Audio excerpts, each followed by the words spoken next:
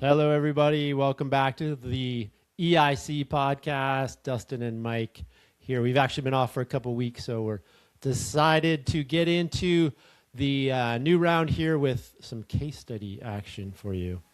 We wanted to dive into an ongoing client of ours who started with essentially zero digital efforts on the marketing and advertising front, and through our involvement, eventually actually went all the way to an acquisition, in large part because of the digital growth of the business.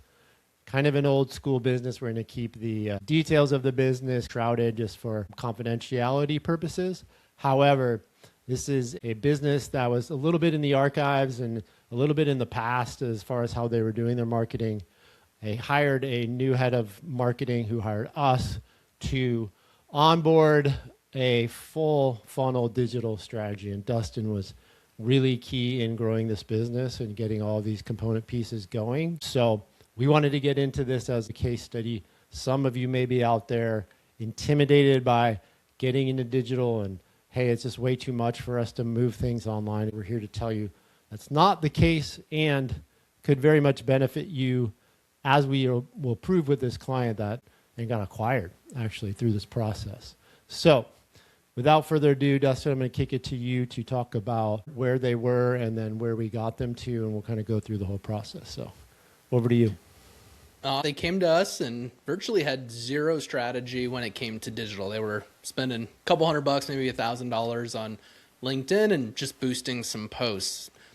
The whole goal was, how do we establish a foundation and how do we reach the right audience and diversify away from LinkedIn? Sounds very easy, but this is a B2B company, and reaching B2B audiences outside of LinkedIn is a little tough. So over time, we evolved technology, our strategies to keep getting honed in on who we're targeting, and it went from geofencing different areas to using the technology that we use for pretty much every client now that allowed us to get into the Googles, the Metas, and channels outside of LinkedIn.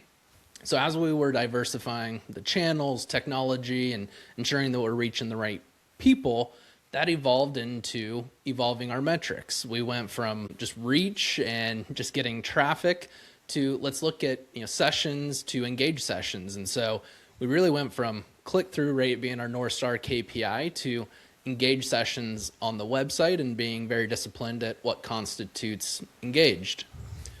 Then as we started doing that, it quickly evolved into lead generation and how are we getting all of this communication and demand over to sales. And that quickly evolved into getting into the CRM, connecting all the audience targeting that we're doing. How are we generating leads? How are we qualifying those leads and getting them over to sales in a seamless way, in a way that sales can also see the history on what's happened to these contacts, how they've engaged, what products did they engage with. So over the course of about 3.5 years was, going from how do we reach the right people to how do we make a seamless transition from a qualified lead over to sales to get them to close. Through that, a lot of buy-in from sales, and as we did that, really saw huge revenue growth on the products that we were really focused on. And as we developed that muscle into an actual strategy, that's what led them to being acquired. Their digital strength was what was appealing, and it was a fun transition to go through. A lot of what we talk about on this podcast as far as how we approach these different buckets when it comes to B2B lead generation was derived from this client.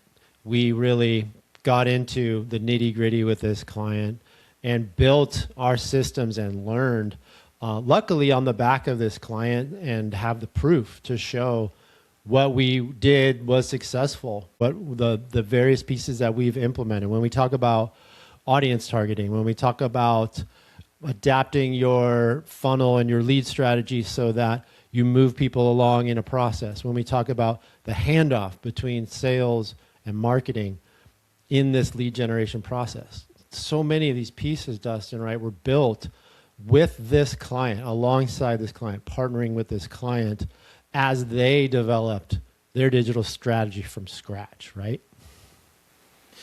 Yep. As you're talking through that, and I was looking back through the relationship, it's actually quite interesting because it's as we'd set to conquer, okay, we have engaged sessions, we'd actually be ahead and try to generate some leads. And as that started coming in, that created yeah, that is important. That actually is coming up on the sales side. So naturally, we were a little bit ahead, and as we were pushing them and bringing results, it created the conversations to get them going along as well. So it's kind of cool to see how we were pushing them, and it created the need, and through it, they got better, we learned, and ultimately drove great results.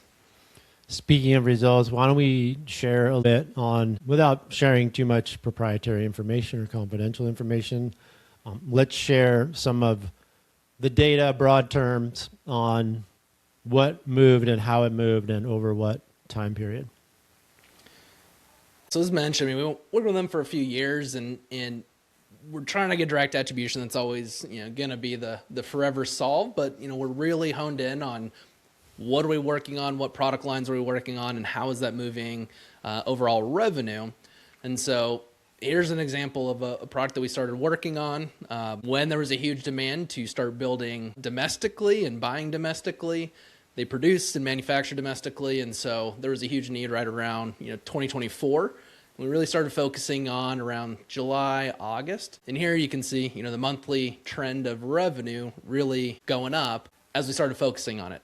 Same thing here, they're within the data center space. So really the focus started coming in around end of 2024 and into 2025, which is where you can really start seeing revenue increase.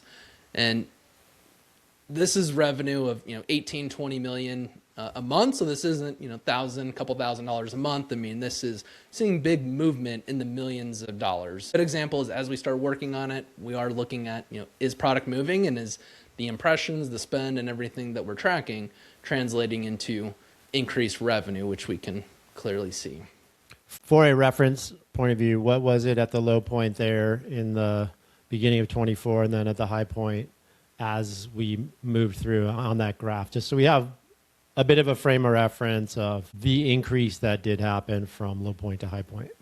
We're looking at about $17 to $18 million a month revenue range, and we're upwards of about 32, 33 million there. So, I mean, almost a doubling, upwards of about $15 million a month in overall revenue for this particular product line. There you go. Same here. This is one that they've been shy of a million, and ever since we started, $1 million a month in revenue, and ever since we started really cranking, getting them out there, they've been consistently generating over $1 million a month in revenue. And we're really looking at last month, year over year, and here for these particular lines, double-digit growth when a lot of companies saw decline with a lot of the economics going on. So pretty huge revenue jumps across the board. Thank you. Our goal here was not to get into the hows of what we did. Our other podcasts are all about those pieces. Like we said, we've learned a lot and grown a lot as an agency with this customer and implemented things and standardized things so that we could bring these solutions to other people as well. So we wanted to give you a real world look at how this strategy, what we do, what we implement, can very much impact the bottom line. You saw almost a doubling in business. The other thing I wanted to point out is that trend, that graph, was over 2 or 3 years, as Dustin pointed out. Time, investment, sweat, a lot of things went into doing that. And as we always like to emphasize with folks, especially in B2B businesses, when you're trying to grow a larger trend, and again, these people had zero going to implementing this entire system, 2 or 3 years to get this going. But it resulted in an acquisition and some pretty happy people. So again, wanted to get into the proof here and showing how what we do and what we implement can impact top lines of businesses and people's eventual trajectories. Dustin, last word, anything else on this client? As I'm thinking through it, as you mentioned that, everyone knows, and we say it a lot, it takes time. And beforehand, we didn't know the exact moves to make, what conversations to have, and what to execute on. What I will say is we knew where we wanted to go, and each week we looked at what is the most impactful thing that we can do to get us to that goal. What is the most ROI positive thing?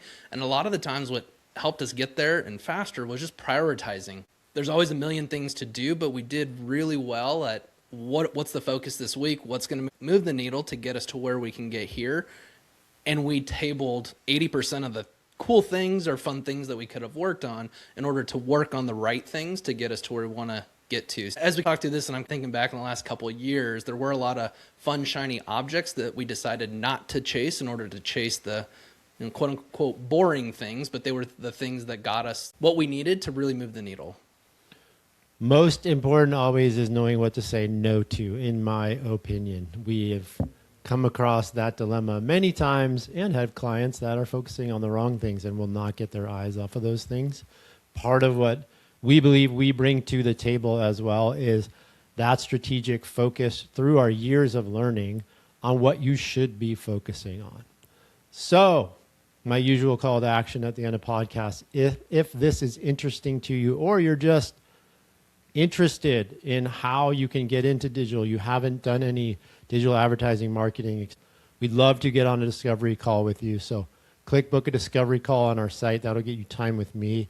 And we can get into some of this. We can get in the meat of some of this. Where you are, like Dustin said, where you want to go, where you think your priorities are, and we can give you input on that as well. So again, book a discovery call on the site, and that'll get you 30 minutes with me. We appreciate you watching. Thanks again for watching and or listening, and we'll catch you next time.